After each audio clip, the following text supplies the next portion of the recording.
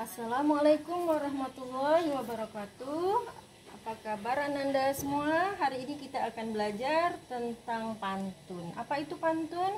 Pantun adalah salah satu karya sastra lama yang berbentuk puisi, ya. Nah, perhatikan, ini sudah Ibu buatkan sebuah pantun. Kalau engkau beli pepaya, jangan dibeli yang warna merah. Kalau boleh saya bertanya, benarkah bulan pernah terbelah? Ini pantun. Nah, sekarang kita lihat ciri-ciri pantun. Perhatikan. Nah, kita lihat ini pantun, perhatikan cirinya. Cirinya yang pertama, satu bait sama dengan 4 baris. Yang mana yang namanya bait? Bait itu ini baitnya. Nah, satu buah pantun ini namanya satu bait, ya. 4 barisnya yang ini baris pertama. Kalau engkau beli pepaya, itu baris pertama, ya. Jangan dibeli yang warna merah, ini baris kedua, yang ini baris ketiga, ini baris keempat. Nah, jadi ini sudah memenuhi satu syarat pantun. Yang kedua, satu baris terdiri dari 8 sampai 12 suku kata. Nah, satu baris. Nah, jadi yang kita lihat adalah satu baris. Perhatikan suku kata itu kalau ini huruf, ya. Kalau K itu huruf. Kalau suku kata itu biasanya belum menjadi kata tapi juga bukan huruf, atau biasanya dalam istilah bahasa Indonesia disebut fonem, ya. Nah, perhatikan bagaimana cara menghitung suku kata. Suku kata itu cara menghitungnya begini, ya. Nih, kalau ini 2 suku kata. Pertama, kalau, engkau, beli, ya. Nah, jadi berapa suku kata? 1, 2, 3, 4, 5, 6, 7, 8, 9. Nah, jadi ini sudah memenuhi syarat kedua. Yang penting dia itu harus 8 dan tidak boleh lebih dari 12. Sedangkan ini 9. Coba kita perhatikan lagi baris yang kedua, ya. Jangan dibeli yang ini satu suku kata. Warna merah. Nah, 1, 2, 3, 4, 5, 6, 7, 8, 9, 10. Nah, jadi kalau kita membuat pantun, perhatikan berapa jumlah suku katanya.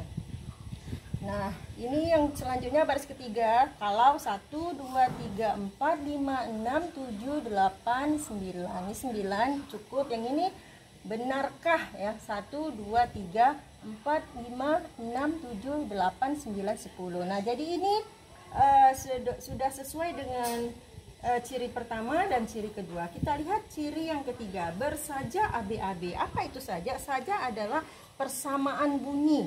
Nah, jadi AB-AB. Ya, ini sebenarnya boleh saja nih CD. Maksudnya apa? Maksudnya ini dia.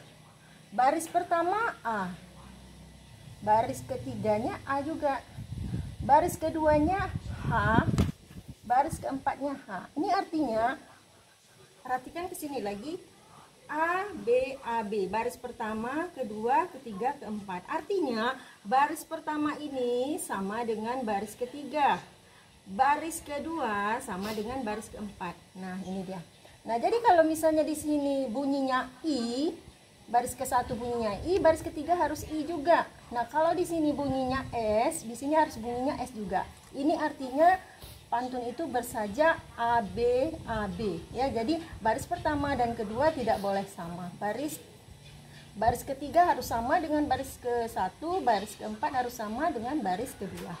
Nah, ini yang berarti bersaja AB. Yang selanjutnya, baris pertama dan kedua disebut sampiran. Nah, apa ini sampiran? Sampiran ini adalah tumpuan, ya, tumpuan sebelum kita masuk ke isi, ya. Jadi apa yang ingin kita sampaikan itu disebut isi. Nah, Ibu lanjutkan saja ke sini, ya. Baris ketiga dan keempat disebut isi.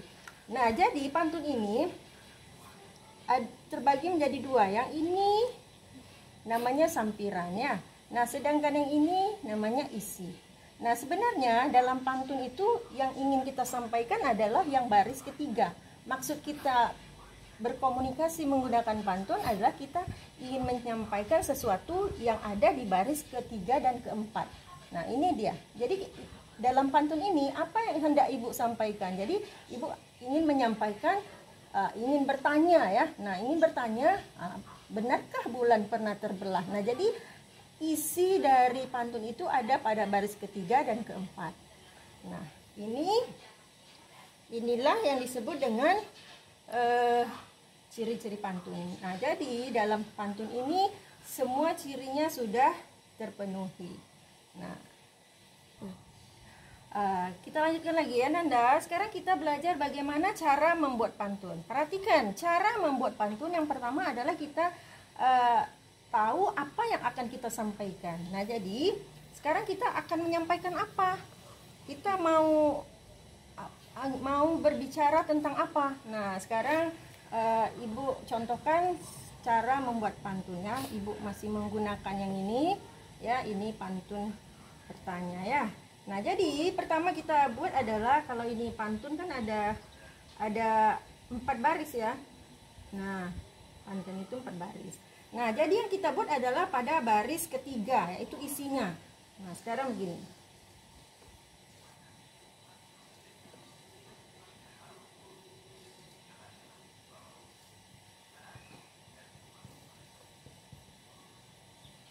Nah, ini Ibu masih ingin bertanya.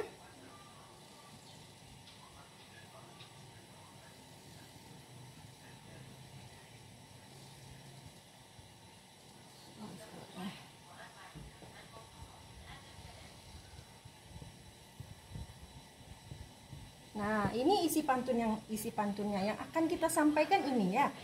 Nah, jadi sekarang ini isi pantun sudah ada. Tadi kita di sini isi ya. Sekarang kita cari sampirannya. Bagaimana cara mencari sampirannya ya? Nah, ingat tadi pantun itu bersaja AB. Nah, sekarang mana sajaknya di sini? Sajaknya ini dia ya. Sajak pada baris ketiga ini ya, nya. Nah, kalau bisanya kita ambil, tapi kalau tidak bisa juga iya saja atau a saja boleh. Atau sini di atau i saja boleh juga. Nah, sekarang di sini yang penting ya. Jadi sekarang pertama-tama kita cari kata yang sajaknya sama dengan ini, atau kata yang akhirnya sama dengan kata bertanya. Nah, kira-kira apa kata yang bersama dengan bertanya ya? Sini kalau di sini menggunakan kata pepaya ya. Nah, kita yang ini boleh ganti yang lain. Misalnya nya apa?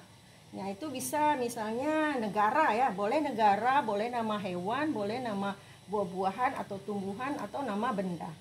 Misalnya kita menggunakan kata Kenya misalnya ya. Kenya itu nama negara ya. Nah, nanti di sini ada Kenya di sini. Kenya ya. Nah, jadi supaya bunyinya nanti bagus, kita ambil saja yang di sini.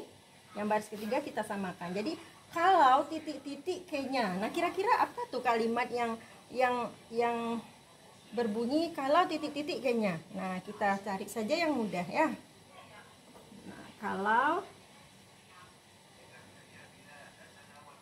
kalau engkau pergi ke Kenya. Nah, Kenya ini nama negara ya. Nah, sudah sama ini ya. Nya.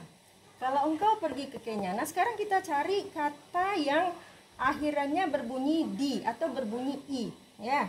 Nah, apa kira-kira yang berbunyi di? Ini ada banyak kata, misalnya keladi, body, nah jadi boleh juga. Nah ya,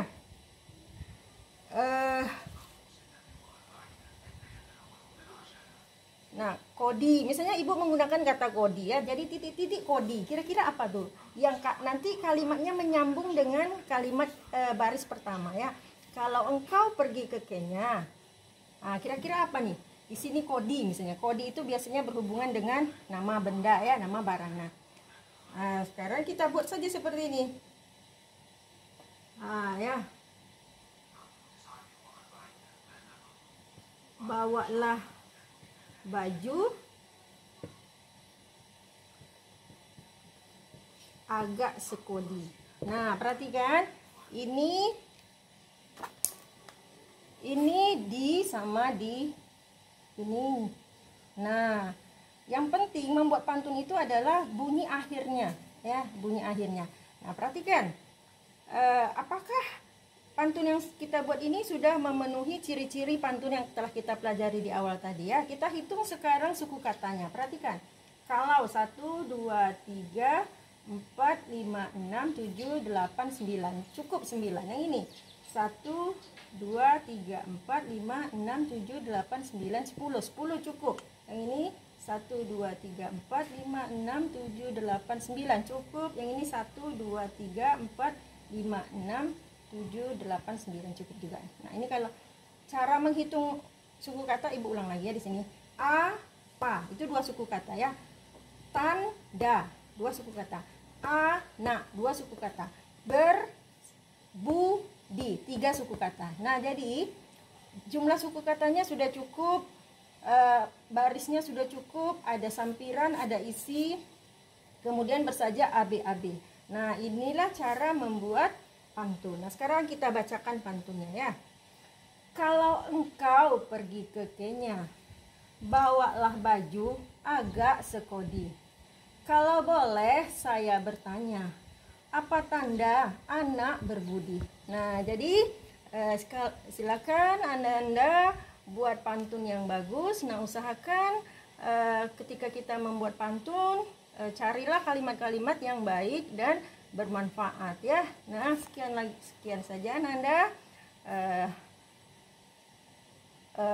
Jika kita ingin mudah membuat pantun, ada caranya, yaitu kita harus banyak membaca karena ini menyangkut kata-kata yang bervariasi. Oke Nanda, selamat bekerja. Ibu cukupkan sampai di sini, semoga bermanfaat. Assalamualaikum warahmatullahi wabarakatuh.